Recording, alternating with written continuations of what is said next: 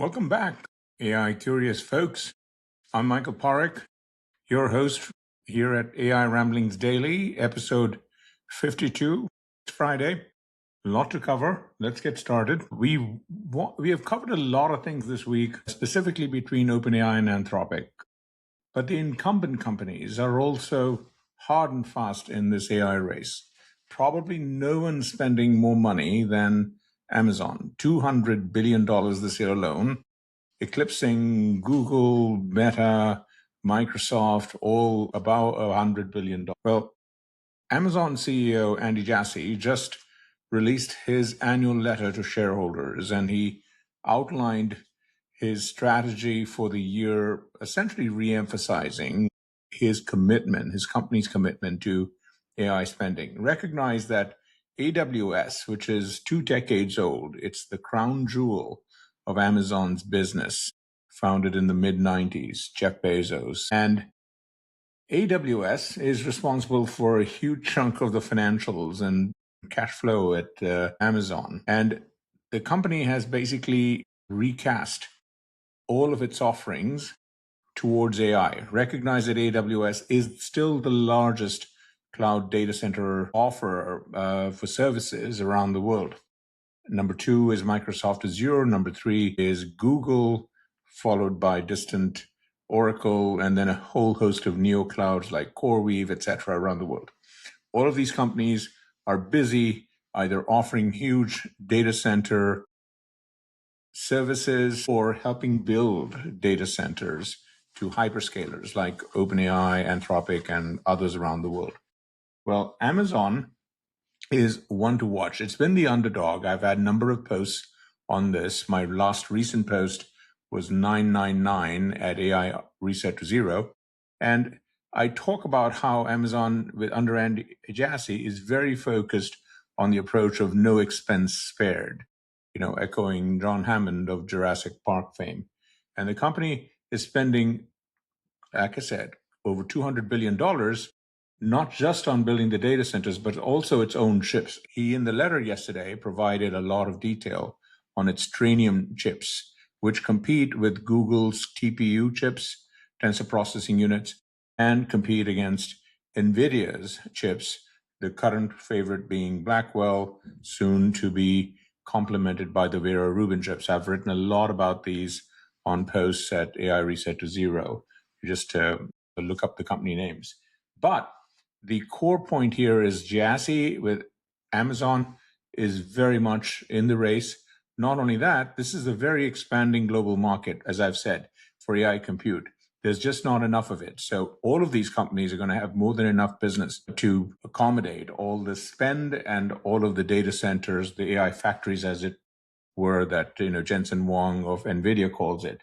And so this AI infrastructure bet, as it were, by Amazon is a relatively high probability success opportunity relative to the risks. I know there's a lot of concerns about what the whole industry is spending, over $700 billion, just the top big tech companies this year alone. They're almost all of them at the edge, if not over the free cash flow generation of their businesses. They're all, like Meta and others, exploring additional financing devices in addition to equity, also debt instruments and partnerships with private equity firms. But this is the race. These pieces of infrastructure are going to take 2, 3, 4 years to build. A gigawatt data center is $50 billion. Companies and the hyperscalers are all talking about multiple gigawatts, 5, 10, and above. Power is restricted, so they're all exploring behind the meter power options. Basically, everything from nuclear to natural gas to alternative renewables around the world. So big expenses, big investments, but the demand for AI compute should be relatively robust, especially as we transition from AI chatbots for the last 3 years to this world of AI agents, which I've talked a lot about of late on Substack and also on here at ARD. So key thing, you look at the letter, I'll have the links up in the show notes, but Amazon, one to watch. Second thing I want to talk about is OpenAI.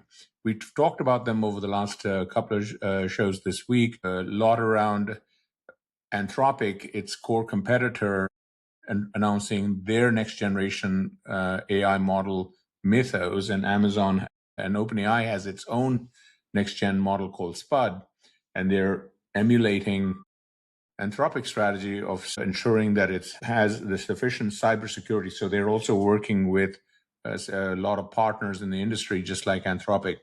But the core issue around OpenAI, especially as both companies race toward their IPOs toward the end of this year, is again this tension between investing tens of billions of dollars on infrastructure and also generating enough revenues so that it all looks good relative to what investors expect. As an ex-Goldman professional covering internet, helping dozens of companies go public, this is a crazy dynamic. There's a lot of short-term management that has to happen. And one of the key things OpenAI just announced this week is that they updated their revenue projections.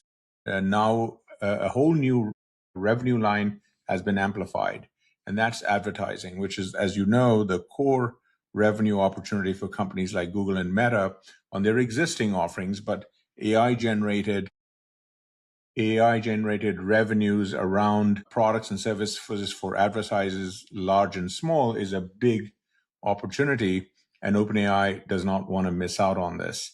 This is in contrast to Anthropic, its arch rival, the Pepsi versus its own Coke. And OpenAI is currently doing experimentation on AI on its chatbot offerings. About low single-digit percentage of its inventory, as it were, is being experimented on, and they're already generating low billions in revenue. What's important, what they announced this week, is that they're looking at over $100 billion in advertising revenues by 2013, which would be about a third of its expected revenue by that time. Huge numbers, huge exponential growth, a lot to execute on, a lot of uncertainty, a lot of risks. But that is what they're kind of setting up relative to Anthropic, which is primarily an enterprise model who is very determined to eschew advertising as part of its revenue source. And it's unclear which model wins out, but that is a new development that we should keep an eye on. Number 3 topic this week is SpaceX. Of course, Elon Musk is very much in the mega AI IPO race for this year. I've talked a lot about this. They're probably going to be the first one to go. This is SpaceX with xAI bundled into it, which is the AI labs part of SpaceX. Also in SpaceX is Starlink, which is their crown jewel. That is the global network of over 10,000 satellites that they're planning to provide direct internet high-speed access. And by the way, Amazon in Andy Jassy's letter also talked about its LEO network, which will be the only competing major network in the US to SpaceX. But those satellites are still relatively sparse, only in the hundreds versus the thousands for Starlink from SpaceX. And Andy Jassy talked about how they're looking to get several thousand up in the air, up in the skies over the next couple of years. But Starlink is a key piece of SpaceX. The big news that just came out over the last couple of days that I wanted to highlight in topic 3 today is that looks like, and this is not a surprise, xAI-driven infrastructure investment is going to lead to losses of at least $5 billion or more. Again, not a surprise from investors' perspective as they look at the SEC filings when they are finally out there and official, because all of these companies are spending a lot of money. But SpaceX should not theoretically by itself doing all that. It's just that Elon Musk has, as is his wont, put in the xAI business or business to be in there, and that means billions of losses in the near term, just like at OpenAI and Anthropic, etc. But it's a new financial detail. It's important because we're going to likely see the IPO by June, Elon's birthday. There'll be a lot of analysis to do on here. People like me are going to be all over this. And again, stay tuned. We'll have a lot more detail on this as it evolves. But this is an interesting additional dynamic. I have written a lot about SpaceX and the IPO. You can look up my post 1034 and 982 and 974 in particular at AI Reset to Zero. And so those are the three things I wanted to talk about today in the context of AI events as we close out this week. And next, I'd like to talk a little bit about AI gadgets and AI, as I've talked about. And one general topic, again, I've written a lot about this specifically in post 872 AI Reset to Zero, especially the big hope by the big tech companies in AI gadgets are essentially smart glasses. These are the Meta Ray-Ban smart glasses, cameras, speaker, etc. So I can talk to Meta AI. I won't say that, otherwise it'll start to talk in my ear. These are my regular glasses. The reason I'm talking about these is that in the next few months, we're going to see similar things with different features from Apple, from Amazon, from Google. They're all back in the smart glasses thing. And in terms of AI wearables, and likely also from OpenAI, Johnny Ive, it's rumored that they're also thinking about some sort of a glass profile, but there are other AI wearable devices, additional things like earpods with AI features, sensors. Apple is even rumored to potentially be looking at ones with cameras in them for ambient awareness of the users and experience inside and out. There is a core issue with these glasses that I just wanted to highlight. There's a lot of ambition around this, especially from Meta and Mark Zuckerberg. They're the ones spending the most in this category, tens of billions of dollars, and high hopes here. I personally, at the moment, think this is a reach in terms of the next big ubiquitous mass market mainstream AI device. Meta has had reasonable success. The numbers out there are 3 to 6 million of these things out there over the last 3 or 4 years. That's a good number, but recognize that the overall number of people with smartphones around the world is 5 billion, so a lot of headroom. The thing with these glasses is there's a lot of issues with them. They're a computer on your head. Today, even these thin ones basically what they're good for, taking pictures, short videos, and then asking the AI by voice various questions, and that's about it. The more you put onto these things, the heavier they get, which makes them, you can't wear them for long periods of time. Then you've got the issues of societal norms.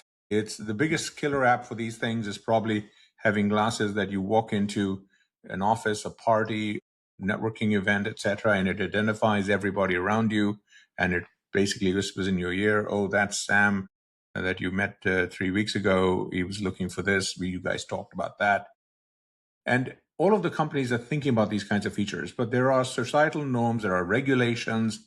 What is in half the states in the US, you can't record things without other people's permission.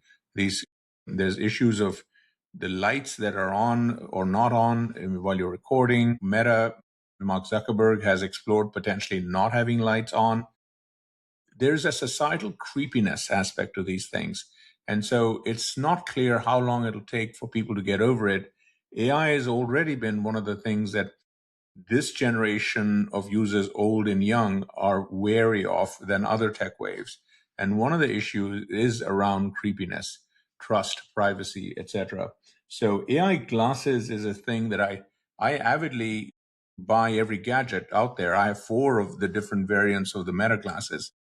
And that's another issue, affordability. These things are $500. They'll probably be higher given the current supply constraints, memory chips, and so on.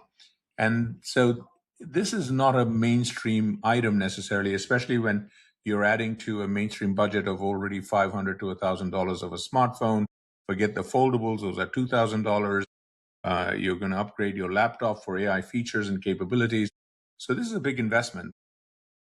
Variations of these glasses are, again, $400 or more. The other issue is style. Most people, in terms of regular glasses, have various colors, forms. Half the people have prescription lenses in the US, over 60% actually.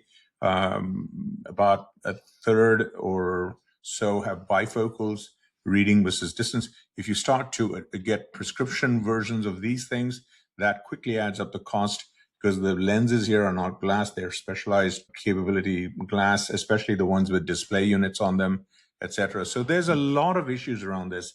It's a great product for the gadget freaks, early adopters, etc., but I'm not entirely sure about the mainstream aspects of this and so on. I highlight all this as a gadget thing, as a gadget enthusiast, being realistic in terms of AI capabilities being stuffed into these things going forward. So I wanted to touch on that, and we can discuss it more on future shows. I've written again a lot about it, and I've given you recent posts on this. The last thing I wanted to just go through are questions from readers, and we had a couple of good ones. One is, what do I think AI phones look like over the next 5 years? A very great, complex question, especially in terms of all these AI wearable aspirations by the various companies. And in general, I'm of the view that we're going to see more smartphones with more AI capabilities, not less. That's one of the hopes by a lot of these companies, is to do away with the smartphones, especially companies like Meta, who has really wrestled with Apple and Google's control of the smartphone universe with their respective operating system franchisees, the iOS and Android monopoly or oligopoly around the world. But I think smartphones are going to be a key piece. It's one of the reasons Amazon is rumored to be potentially looking at coming back into the smartphone business. They were not that successful with the Fire Phone. But in general, smartphones are probably still going to be a mobile base off which the wearables will work. So they will have increasingly capable technologies, sensors, memory, cameras, etc., to support wirelessly devices around the user's universe. And so smartphones with displays are still going to be a key piece of where we're going, and a lot is going to be required of the software in these things. I talked about this yesterday, that as Apple is considering their Fold device, one of their unique opportunities is to build software applications and software operating system environments to support AI, and that there's a lot of work to be done, and it's just beginning. So I think smartphones are more with us in the world of AI than not, as opposed to a lot of discussions that we may not be moving away from smartphones for AI. So we'll see. The second question that I've gotten from readers that I wanted to just touch on is, again, this issue of this AI tech wave seeing more fear across the demographics, young to old, more fear of AI than not. Obviously, two of the biggest reasons for that fear have to do with job loss and existential fears because of the sci-fi culture around AI, etc., that we've seen everything from the Terminator, Skynet to the Blade Runner series and beyond. And don't forget iRobot and the whole humanoid robot wave to come. But I think there's something else going on here in terms of AI fears. Unlike things like the other social tech waves or the internet wave or the PC wave, those products, they initially had compelling applications. With the PC, the first successful apps were spreadsheets and were processing. With the mobile phone, obviously, it was going online and accessing lots of great information without the friction of accessing that stuff on desktops. It's not entirely clear beyond chatbots and now the agents, how this stuff is really useful for regular folks. Andrej Karpathy, who's a big AI luminary, had a post up this week that basically said, if you're not an early adopter, developer, especially user of all these fancy AI models, you are not going to understand what the differences are between the various grades of AI. All the things we've been talking about, the Mythos and 4.6 from Anthropic, etc. And that is because for most of people, the current AI of just asking questions, basic questions, looking up things, information, getting a mild amount of help in terms of auto corrections, etc. Even the low grade AIs are good enough. So most of the AI applications for regular people, in my view, are underwhelming. And also the other thing about AI models today is it's very difficult to understand what these things are capable of. The use cases are utterly open-ended. There are infinite edge cases of how you might use them. And there is nothing on the labeling on the box that tells you this does this versus that. When you buy a smartphone, you know this processor is better than that processor, this screen is better than that screen, this storage is better than the other phone, and you understand the value pricing. With this AI thing today, those problems have not been solved. So I think the underwhelming aspect of this AI thing for mainstream folks is a key reason users are not as excited about AI yet. They will be as the companies figure out how to market, how to distribute, how to explain all this stuff. And so that is yet all to come. And so it'll be interesting to see how this evolves, but great question. So thank you for that. With that, we'll close out today's AI Ramblings, episode 52. As always, thank you for joining. Shoot me any questions, especially on these topics. What are the things you think about some of these issues we've discussed? I would love to hear. And also, as usual, a like and a subscribe is always appreciated. We'll see you again for AI Ramblings Daily next week. In the meantime, have a great weekend. I will have, by the way, the regular weekend AI Ramblings out this weekend, which will go through the broader issues of the day as well. But we'll see you soon. Thank you and stay tuned.